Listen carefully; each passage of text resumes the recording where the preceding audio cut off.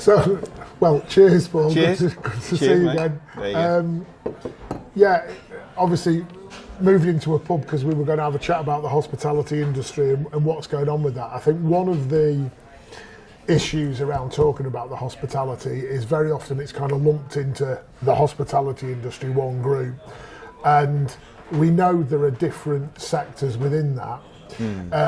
I guess my simplistic way of looking at it is saying, right, well, first of all, you've got the bigger managed estate, the things like the Wetherspoons. There's a lot of those city centre based, bigger outlets. They've got more room to be able to do social distancing, so when the pubs reopened, they were able to do so more safely. They'd spent quite a lot of money doing it, which was good for them. They've done quite well out of the Chancellor's help that he's put in. I mean, the reduction of VAT, it doesn't do a lot for a wet-led pub, but it does a great deal if you're in a food-led outlet, and we're looking at having some food here later on.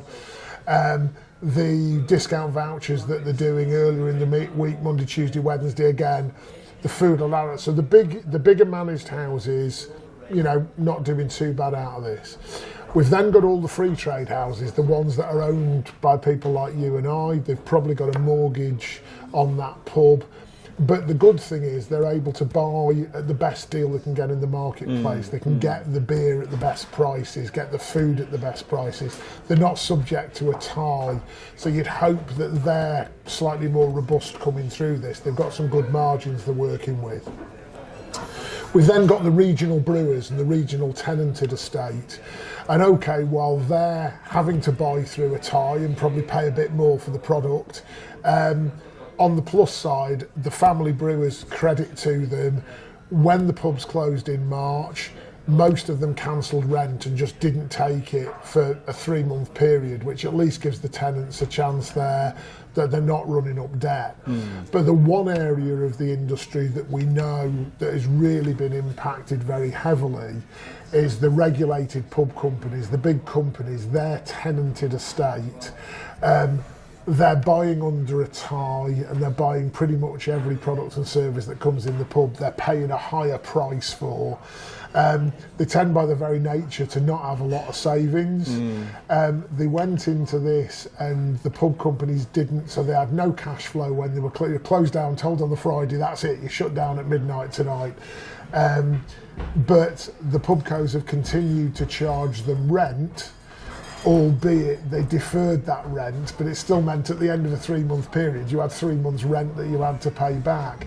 And they're the area, the sector that we're really concerned about and we think will struggle. And I guess if anybody knows about the impact of debt on a business, on you as a business owner, on the way you're operating, it's yourself. That point you raised about debt, Ian, is absolutely crucial.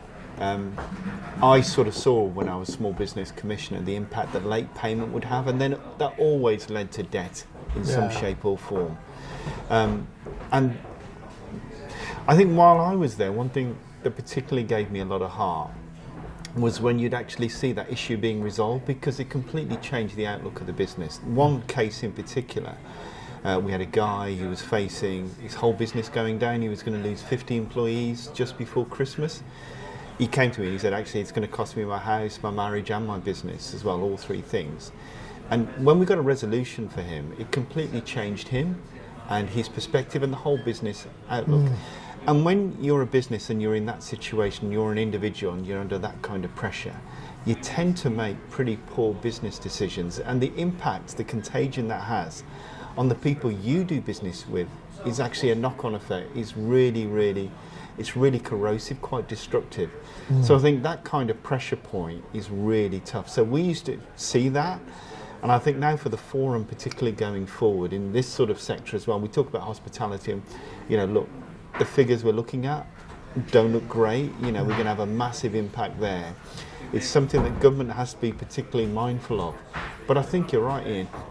That buffer that a lot of publicans are going to need is going to be absolutely crucial in this situation. If that buffer isn't there and they've taken on more debt, that's just going to lead to more pain.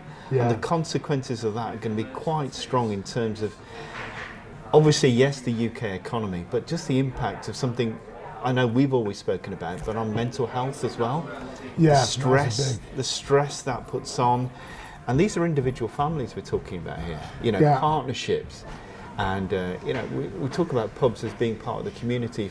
If the base of that, the foundation of that, is a family, a couple who are trying to run a pub, are under that kind of pressure, that kind of stress, that ain't a good outlook. That ain't good. That ain't good for that community sort of base that we're looking at, and for a viable, constructive business going sort of forward. So the impact is going to be quite profound, and I think the consequences, whether government has clocked onto this, it's going to be quite broad-reaching. It's going to reach and affect a lot of people out there. Because that's one of the things that pubs are very often at the heart of communities. As you said, they're usually family affairs, husband and wife team running it. People forget the significant employers in their own right when you look at the number of bar staff, kitchen staff, cleaners. You know, they're a significant employer. They usually attract people into a town, and they benefit other businesses in a town or an area.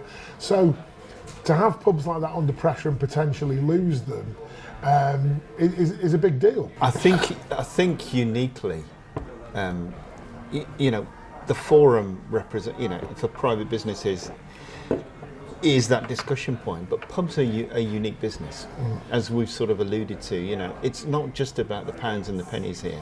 It's about the whole community impact they've always had. I mean, I used to see this not just as small business commissioner, but when I was a member of parliament as well. You know, big brewing influence in my old constituency as well, and I could see the way it tied the whole community together. Right. And so, yeah, we're talking about significant job losses in the hospitality sector, but just that broader impact across the whole swathe of, you know, social interactions that people have. And look, there's a big drive for everybody to get fitter. That's absolutely right.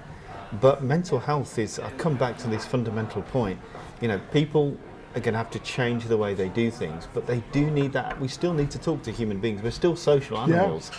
And if we take this aspect away and there's less and less of an avenue for that, I think that's to the detriment of everybody. And coming back to a point which I've often spoken about, you know, all publicans I meet are the same as everybody else. They just want a fair crack of the whip. Yeah. You know, they love doing what they do, but they want to do that business within the environment that there's a level playing field. And sometimes I'm not always sure that they've always felt that they've got that. Because that point, I suppose, is at the heart of what government did. They were seeking a level playing field for publicans. The big pubcos were allowed to self-regulate for a while. That didn't work. So the government brought in the pub code and the pub code adjudicator. So they regulated against these companies, brought in some regulation to do what you just said, to give a level playing field, to make sure there was fair and lawful dealing in the business, and also to make sure that tenants, the pub tenants of those companies, were no worse off than the free of tie, to put a bit of balance, to add that level playing field. So in many ways, the solution to a lot of this lays within the government's power at the moment. I think it's interesting that both my previous office, the Small Business Commissioner, and the Pubs Code Adjudicator used to sit adjacent to each other. Yeah. And although they were different beasts, there was still the fundamental thing there, which was fairness. Yeah. That and for the office that I represented, it was if you've done it, make sure you're paid on time. Yeah. And it's exactly, I would see, with any business environment, it's exactly the same thing. You know, people start businesses because they love doing what they're doing. They don't go into it because they want to, you know, forgive me, fill in their VAT returns every 3 months. I've not met anybody who ever started their business to do that.